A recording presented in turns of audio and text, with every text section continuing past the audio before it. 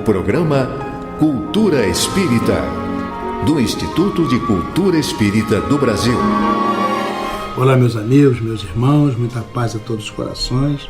Aqui estamos com o nosso programa Cultura Espírita, do Instituto de Cultura Espírita do Brasil. Como sempre, temos aqui a presença do nosso querido produtor, Assauri Franco de Moraes, que fará agora a sua saudação a todos vocês. Agradecendo a todos pela fiel e pela bondosa audiência e pedindo ao Pai que a todos abençoe. Nosso Joel Vaz também está aqui acelerado, né, para falar da nossa agendinha do bem. Picorruxa, mas gorducha. Que a paz do Cristo Jesus nos envolva todos, agora e sempre. Vamos lembrar aos nossos irmãos que neste sábado, dia 19, nós temos a Assembleia Geral do nosso Instituto de Cultura Espírita. Estamos convocando a todos os nossos associados efetivos com direito a voto. Vamos começar de manhã a reunião do Conselho Fiscal, que vai examinar as contas da diretoria e o balanço. Logo em seguida, vamos ter a reunião do Conselho Diretor, que vai examinar também as contas e vai fazer um encaminhamento para a Assembleia Geral. Em seguida, vamos ter duas Assembleias Gerais. Uma Assembleia Geral ordinária, comum, que vai examinar as contas e aprová-las ou não, né? E uma outra Assembleia Geral extraordinária, onde dois itens serão discutidos. O primeiro é uma alteração estatutária para que o nosso Instituto possa exercer ações de mercância, ou seja, nós possamos legalmente vender os nossos produtos, CDs, DVDs, etc., para ajudar a sustentação do Instituto, né? Porque não é fácil isso. E o segundo, vamos alterar o Estatuto para poder fazer isso legalmente, emitir notas, essas coisas assim, né? Essa é da legislação e nós cumprimos a legislação. Segundo item da nossa pauta é a questão de que nós hoje participamos do conjunto das instituições especializadas de âmbito nacional, que fazem parte lá do Conselho Federativo Nacional da Federação Espírita Brasileira. Isso acontece já há muitos anos, né? Isso foi uma iniciativa do nosso querido amigo, professor José Jorge, há muito tempo, saudosa memória. Mas, na verdade, o que se imaginava é que o nosso Instituto de Cultura Espírita do Brasil faria uma espécie assim de apoio a todos os demais institutos de cultura espírita, que existem muitos no Brasil. Mas jamais aconteceu esse apoio, né? Nós tentamos várias vezes fazer inclusive reuniões de nível nacional para oferecer a nossa contribuição sem nenhum tipo de hierarquia, né? Nada disso. Era uma troca de ideias para que nós todos juntos pudéssemos colocar nossa experiência e crescer juntos. Na verdade, jamais conseguimos. Então nós estamos liberando a nossa posição lá em Brasília, na reunião do Conselho Federativo, até para evitar custos, despesas que os nossos irmãos de lá têm conosco todos os anos. São 2 a 3 reuniões todo ano em que eles pagam nossas despesas, não só nossas, mas de todos que participam. Então, também não é justo que nós estejamos lá dizendo que fazemos representação nacional. Isso de fato não acontece. Então, isso é outro item que nós vamos discutir na nossa Assembleia Geral e nós contamos desde já com a presença de todos. Na verdade, também vamos ter a nossa atividade de palestra. Às 3 horas da tarde estaremos liberados para a apresentação da nossa palestra, que nesse dia 19 será conosco mesmo, onde vamos falar sobre a essência da vida, dando continuidade ao curso que já iniciamos anteriormente. Contamos com a presença de todos, como sempre, com muita alegria. Receberemos todos os nossos queridos companheiros ali na Rua Ibituruna 53, no Maracanã. Outras informações pelos telefones 2224-1060, 2224-0736. Estou à nossa disposição também o nosso site www.portalliceb.org.br e os e-mails culturaespírita@oi.com.br ou ainda Instituto de Cultura Espírita do BR@gmail.com. Vamos ouvir agora o nosso querido Joel Vaz com a nossa agendinha do bem. Eu recebi um roteiro do meu querido amigo palestrante Andarilho, o Ismael Batista da Silva, ele manda o roteiro de palestras que ele vai fazer ao longo do segundo semestre. Hoje, ele estará às 20 horas no Grupo Espírita do Trabalho, em São Caetano do Sul, lá no Diadema, na Rua Macedo 661. Amanhã, às 21 horas, no Centro Espírita Bênção da Paz, na Vila Carrão, na Rua Lutércia 679. Dia 18, às 20 horas, na União Espírita Amor e Caridade, na Rua Argentina 45. Sábado, às 19 horas, no Grupo de Trabalho Fraternidade Espírita, João Ramalho, lá em São Bernardo do Campo também. E no domingo, às 20 horas, em Santo André, no Grupo Espírita Redentor. Ele usa temas diversos da problemática da doutrina espírita, a mediunidade, a reencarnação, com uma abordagem muito interessante. Vale a pena acompanhar o nosso Andarilho Ismael. E eu vi agora, recentemente, no final da semana passada, um documentário delicioso. Um documentário que narra a vida de Bezerra de Menezes. Chama-se O Médico dos Pobres, a vida redentora de Bezerra de Menezes, que já está à venda em todas as casas especializadas, nas livrarias. É uma produção primorosa, competente, profissional da Estação Luz Filmes, que já tem outros trabalhos fantásticos. E mostra a vida deste médico espírita cearense com uma doçura, com uma consistência, com uma qualidade artística. Basta ver a direção de quem é do Glauber Filho e do João Pimentel. E que elenco, meus amigos, que elenco! Carlos Vereza, Caio Blas, Nanda Costa, Ana Rosa, Lúcio Mauro, Paulo Goulart Filho. Vale a pena ver, reunir os amigos e ver que mensagem bonita do Dr. Bezerra de Menezes, que está aí protegendo este imenso país. Bom, no dia 19, eu fico comovido vendo essas coisas assim.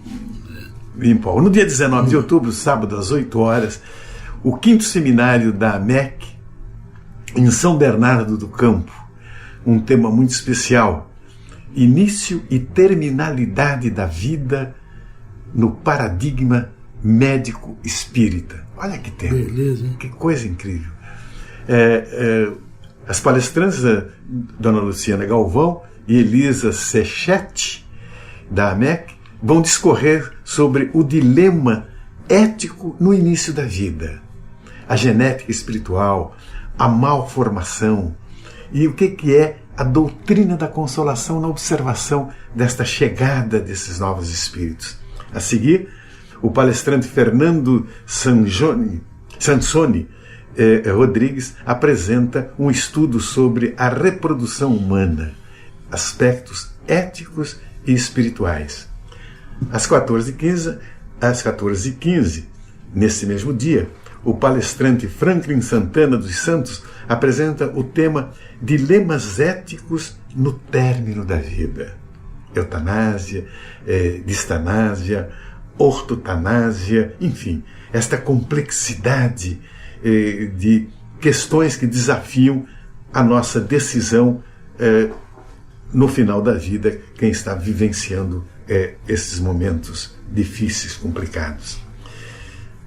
No final, Carlos Eduardo Ascioli falará sobre o envelhecimento e a espiritualidade. O que tem isto com a nossa trajetória nessa encarnação?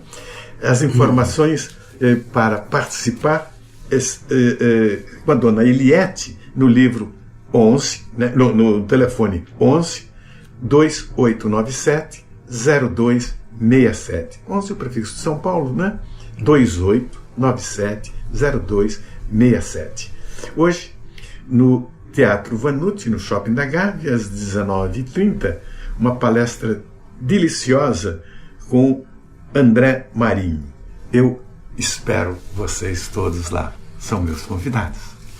Muito bem, vamos ao nosso intervalo, né? Em seguida retornamos com as perguntas dos ouvintes, né, Sarinha? É. Instituto de Cultura Espírita do Brasil. Próximo. Bom dia.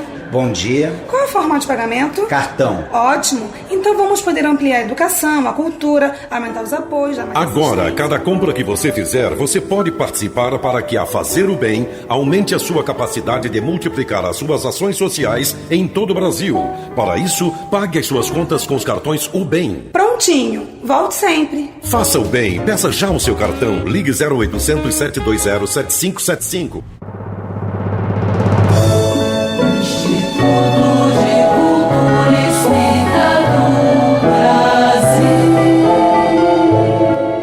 Olá, meus amigos, meus irmãos, estamos retornando com o nosso programa Cultura Espírita pelas ondas amigas da emissora da Fraternidade, a Rádio Rio de Janeiro, 1400 kHz, e contando, como sempre, com o apoio inestimável do nosso querido Toninho Barbosa, nosso engenheiro de som, que ficaria do outro lado do vidro, arredondando a nossa voz, melhorando, dando um mínimo de qualidade a essa apresentação. Obrigado, Toninho.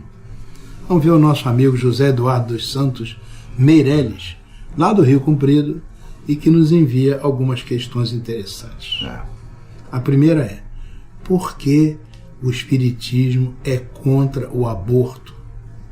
Razões e necessidades dessa prática não podem ocorrer numa família espírita? Olha, esse assunto tem sido exaustivamente debatido. Ainda agora mesmo tem comissões, né, tanto no âmbito estadual quanto no federal, principalmente no federal, em nível de congresso, em que estão debatendo a oportunidade de se legalizar o aborto diante de algumas circunstâncias, né? Nós temos inclusive agremiações civis que colocam a questão do aborto como sendo uma prática que tem que ser resolvida por saúde pública e mais não sei o quê. Então é um assunto que vem sendo exaustivamente debatido e também abordado por lideranças não só espíritas, mas também de outras religiões. Também, desculpa, as questões políticas, né? Políticas. A questão da liberdade da mulher, o domínio do seu corpo, ela faz o que bem entende. Considera essas questões. Vamos falar sobre isso. Mas sempre é oportuno lembrar que o aborto é um crime e o aniquilamento de uma vida em formação é antinatural por agredir a graça divina da vida. Quando conhecemos e aceitamos os postulados do Espiritismo, por exemplo, o aborto não pode ser visto como uma situação de saúde pública, como você falou, César. Ficando para nós muito claro o que é a vida e a responsabilidade que temos diante dela.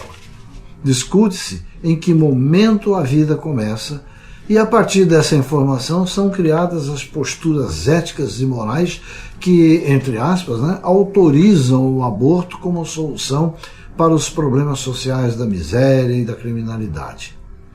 Os espíritas entendem que o momento da concepção, quando o espermatozoide fecunda o óvulo, é o momento da vida, e a sua interrupção acarreta responsabilidades criminais, éticas, sociais e morais. É muito comum encontrarmos argumentos que defendem o direito da mulher de deliberar sobre o seu próprio corpo e decidir sobre o que é melhor para ela. Mas será que nós somos mesmo donos, entre aspas, do nosso corpo? Que posse é essa? Se diante da fragilidade da vida nós nada podemos fazer. Fala-se que o aborto é uma questão de saúde pública, como se o despertar da vida fosse uma praga a ser sanada, como a dengue, a tuberculose ou a malária. Você pergunta, meu amigo ouvinte, se as razões e necessidades dessa prática não podem surgir em uma família espírita. Como assim? Nada justifica que uma família, quer seja espírita ou não, ela aceite o aborto por razões sociais como pobreza, estupro, gravidez, em estado civil de solteira. Olha, há cerca de 4.000 anos, Moisés, em seu decálogo, deixou estabelecido o seguinte: não matarás. E só. Ele não concedeu uma só exceção para esse preceito. E esse preceito é válido até hoje. Ele passou, evidentemente, pela evolução do cristianismo, né? Está passando pelo crivo da razão do espiritismo, mas o princípio é o mesmo. Não matarás. Não diz assim, se for em tal situação pode matar, se for em aquela pode matar. Então nós temos que prestar muita atenção nisso. Existem sutilezas muito grandes. As pessoas que têm tido atividades em defesa do aborto, eles possuem argumentos que são aparentemente fortes, né, que são aparentemente interessantes, mas que não resistem a um crivo racional em que se demonstra claramente que isso é uma coisa que só vai atender às conveniências, sejam elas de que natureza forem. Então, nós temos que prestar realmente, como eu disse, bastante atenção, porque são armadilhas e todos têm que estar atentos. Tem movimentos também aí que estão defendendo a vida, que estão atuando contra o aborto. Eu mesmo, pessoalmente, faço parte de uma rede social aí que está agindo em cima do Congresso, dos deputados, atuando, estão promovendo encontros em Brasília, encontros no Rio de Janeiro. Então há uma parte também atuante tentando demonstrar a importância da vida. E é um grupo que não é um grupo espírita, essencialmente, tem de outras religiões, porque, por incrível que pareça e por interessante, graças a Deus, para esse assunto existe uma identidade, uma coesão de todas as religiões. Então, estão se formando grupos multirreligiosos que estão se entendendo e defendendo a vida exatamente por causa disso. Acho que nós espíritas temos uma leitura muito especial sobre essa questão do nascimento de uma pessoa, né? Eles falam, por exemplo, não, a criança foi verificada no ventre materno que ela não tem cérebro, é o anencéfalo, né? Então ela não vai ter vida por muito tempo, ela é só problema, é só dificuldade, e vale a pena fazer o aborto, né? Do ponto de vista espírita, né, essa criança não está nascendo sem cérebro, não é por acaso. Há uma justificativa, ela precisa daquilo. Esse espírito não é aquela criança, esse espírito é um espírito que já viveu, às vezes, muitas e muitas vezes, e tem problemas que ele precisa sanar com aquele tipo de nascimento. Assim como os pais também, né?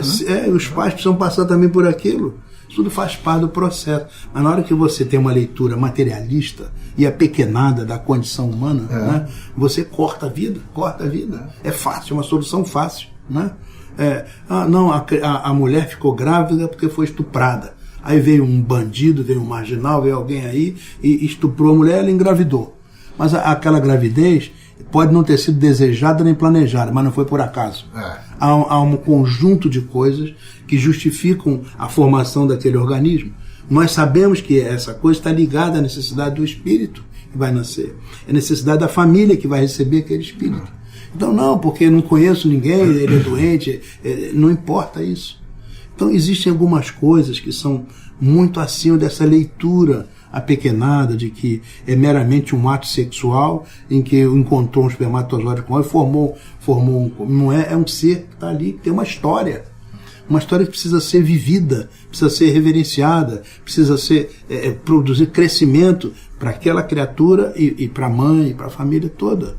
Então essa questão de aborto é uma questão muito séria. A doutrina espírita só em um caso aceita o aborto, é quando a vida da mãe está em perigo. E aí, entre um e outro, você vai salvar a mãe, porque ela pode dar origem a outras crianças. E o outro poderá nascer outra vez. É a única situação. Mesmo assim, é preciso um exame muito acurado e muito profundo para se chegar a essa conclusão. Não há outra ideia. Que também não é por acaso, mesmo essa situação. Também não é por acaso. Né? O nosso, assim... Tem um casal amigo meu que teve uma filha que ela tinha uma deficiência mental. Ele era vendedor e tal, não sei o quê. Quando a menina começou a adquirir 13, 14 anos e tal, tinha dificuldade de convívio, e eles compraram um terreninho em Maricá e fizeram uma casinha. Estava no final da obra, já se mudando e tal, deixou a menina lá e vieram buscar os pertences no Rio de Janeiro. Tudo bem e tal, deixou com um pintor. 6 meses depois notaram uma coisa diferente, levaram a menina ao médico, ela estava grávida. Aos 6 meses foi impossível fazer o aborto. Essa menina deu à luz um menino, que era a coisa mais linda, era na época um menino, coisa mais linda, que cresceu, se formou em medicina, foi para os Estados Unidos, fez doutorado lá em psiquiatria, desenvolveu uma metodologia que ele devolveu a vida à mãe. Ele tinha loucura por aquela mãe. Diminuiu substancialmente o retardamento dela e fizeram uma parceria fantástica. A família toda passou a viver uma felicidade única. Veja só o que poderia ter acontecido com um aborto naquela ocasião. Tá vendo? E há muitas histórias desse tipo, Muitas. que a gente realmente tem que meditar sobre isso. Essa eu vi. Não, mas é um processo doloroso, porque não é só essa situação, não. Eu li há pouco tempo, uma coisa de 1 ano e pouco atrás, um apanhado que fizeram sobre gênios, inclusive Beethoven. Isso. Gênios da música, gênios da ciência e tal, que correram o risco do aborto por terem sido concebidos numa situação absolutamente anômala. Isso aí. E, no entanto, ao nascerem, depois vieram a produzir coisas incríveis, maravilhosas, né, para toda a humanidade. Então, na verdade, o povo é que está certo. O povo tem umas frases que estão lá no simples, no popular, mas elas são fundamentais. Deus escreve certo por linhas tortas. Entendeu? Então, na verdade, a gente nunca pode, a priori, não, porque eu não tenho condições econômicas, eu não tenho condições sociais, a minha família não pode saber, no caso a moça falando que estou grávida, não pode isso. Enfim, se você quiser encontrar desculpa, você as encontra aos borbotões. Agora, nenhuma delas tem um significado moral ou ético para justificar o crime do aborto. E já me falaram, inclusive, você diz isso porque não é com você. E eu disse, a minha resposta foi, graças a Deus. Entendeu? Porque, entendeu? É muito simples, é muito fácil falar, né? Sem nenhuma outra consideração. Muito bem, meus irmãos. Vamos então, terminando esse bloco, né? Daqui a pouco vamos receber aqui o nosso querido Geraldo Cardoso com a sua Internet do Bem. Instituto de Cultura Espírita do Brasil. Meus amigos, diz-nos irmão Cícero que a vida é um treino para a morte. À primeira vista, tal assertiva aparenta algo funesto, mas na realidade, nada tem ela de mórbido. Pelo contrário, é um convite à verdadeira vida. A vida é uma luta sem trégua, do bem contra o mal, da verdade contra a ignorância. Significa dizer que, enquanto encarnados, devemos fazer de cada dia o campo de provas para a realização de todo o bem que esteja ao nosso alcance, bem como resistir a todo o mal que nos seja intuído. Assim, não seremos tomados de surpresa quando soar a hora do repouso. Não precisaremos pedir um instante mais para saldar compromissos diversos, como fez o moço da parábola do Evangelho. Estaremos prontos para seguir viagem, conhecer outros planos. Para aqueles que têm a consciência tranquila, virá um anjo consolador e lhes dirá: agora as portas se abriram. Não há mais resistência, nem gravidade, nem trevas. Você despertou de um sono profundo, banhado em raios de luz. Não há mais diferenças. Tudo isso já passou. Você cresceu e já pode desfrutar dos sonhos mais elevados, dos desejos mais puros. Você soube suportar resignadamente o seu quinhão de sofrimentos na terra e, apesar de sofrer, soube manter a fé no coração a paciência, a paz e amparou seus irmãos, também desafortunados da sorte. Com isso, você construiu tesouros no céu. Agora, você está brilhando como se fosse chama da salvação.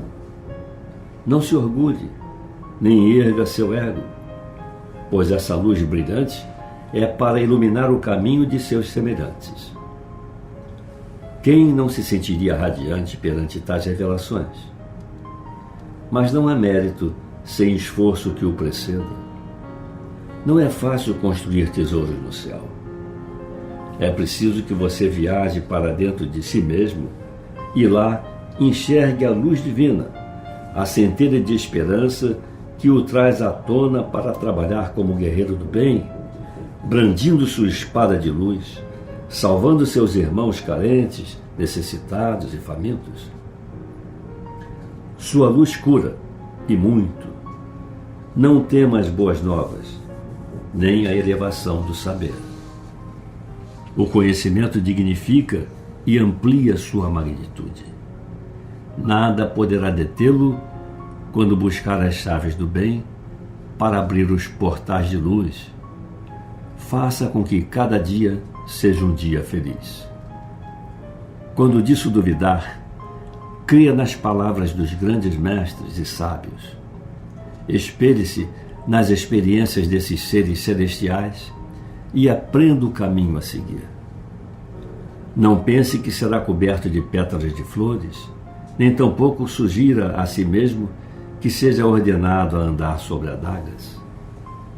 Lembre-se de que você é humano, portanto, viva como tal e não perca o passo de sua jornada.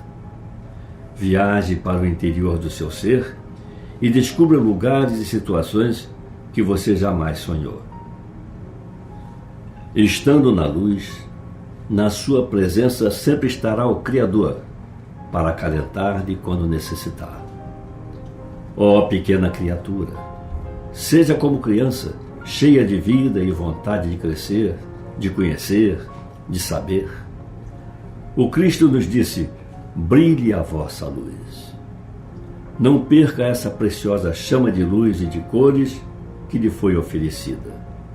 Sua jornada representa a glória a muitos de seus irmãos. Faça com que sua luz radiante esteja presente por todo o tempo e em cada lugar, na bem-aventurança do seu ser, que foi criado simples e ignorante para tornar-se perfectível. Não canse de modelar a sua maleável argila, a fim de ser o artífice do seu próprio aprimoramento. Todo aquele que conseguir obter essa dádiva agradecerá ter continuado lutando, ter vivido cada dia como se fosse o último, isto é, terá vivido em constante treino para a morte e, ao passar para a vida eterna, estará na luz. Meus amigos, agradecendo a sua fraternal audiência, despedimos-nos com votos de muita paz.